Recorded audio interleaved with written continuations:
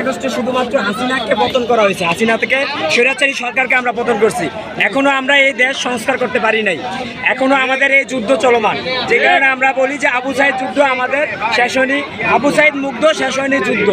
এই আমাদের এই দেশ সংস্কার করা না পর্যন্ত এই ভারতের এই যে ষড়যন্ত্র চলতেছে, যে স্বৈরাচারী সরকারের যে ষড়যন্ত্র চলতেছে, এমনকি এই শহীদ যারা শহীদ হয়েছে এদের যারা হত্যাকারী ছিল, এদেরকে যতদিন পর্যন্ত বিচারের আওতায় না নিয়ে আসা হবে ততদিন পর্যন্ত আমাদের এই যুদ্ধ চলতে থাকবে। আমাদের একটা স্বাধীনতা পাইছি, আমাদের এখনো আরো দ্বিতীয় স্বাধীনতা বাকি আছে। দেশের প্রতিটা সেক্টরে সংস্কার করা হবে, তারপরে আমরা ভাববো যে না আমাদের দেশ স্বাধীন হয়েছে। আমরা